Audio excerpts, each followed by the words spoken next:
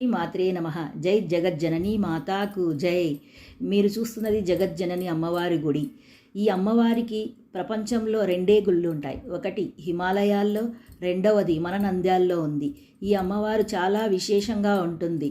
అమ్మవారు 17 తలల నాగేంద్రుడు శిరసు భాగాన, పీఠ భాగాన విష్ణుమూర్తి, నాభి భాగాన పంచముఖ శివుడు కూర్చొని ఉంటాడు.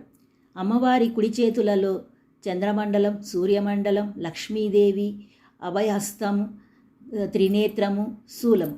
ఎడమ చేతులలో శంఖము, విల్లు, బ్రహ్మ చేతిలో కూర్చొని ఉంటాడు.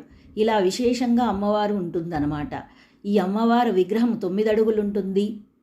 చాలా కలగా ఉంటుంది. చిరుమందహాసంతో ఉంటుంది. అమ్మ మనల్నే చూస్తున్నట్టు, పలకరిస్తున్నట్టు, ఎవరు చూస్తే వాళ్ళ వైపే చూస్తున్నట్టు అనిపిస్తుంది. చిరుమందహాసంతో ఉంటుంది అమ్మ.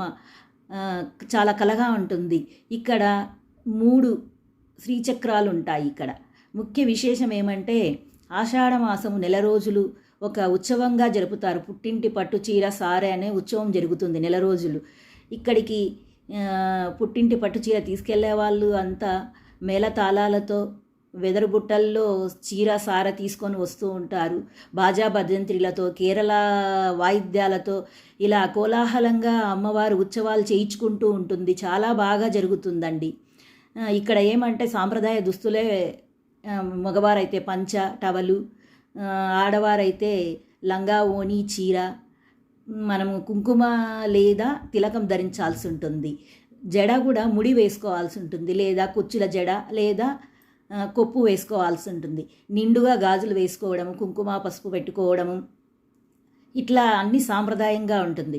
ఇక్కడ ఏమంటే మనము పిండి వంటలు మడుగుతో చేసి తీసుకెళ్లాల్సి ఉంటుందన్నమాట.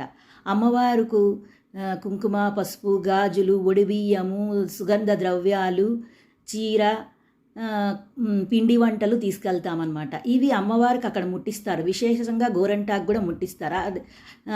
అమ్మవారికి ఇచ్చినవి మనము తర్వాత ఇంటికి వచ్చిన తర్వాత మనం ఇరుగు పొరుగు వారికి 5 మందికి సార ఇవ్వాల్సి ఉంటుంది. మనం ఒడిబియ్యం పోసుకుంటే ఎలాగైతే సార ఇస్తామో అట్లాగే ఇక్కడ కుంకుమ పసుపు, అక్కడ అమ్మవారికి ఇచ్చిన గోరెంటాకు, స్వీటు హాటు మన ఇరుగు పొరుగు ఒక 5 ఇండ్లకు అట్లా పంచుతామన్నమాట. ఇది ప్రతి సంవత్సరము ఆషాఢ మాసంలో చాలా విశేషంగా నెల రోజులు జరుగుతుంది ఉత్సవం. ఇక్కడ ఏమంటే గర్భగుడి కూడా చాలా బాగుంటుందండి. శ్రీ మాత్రే నమః.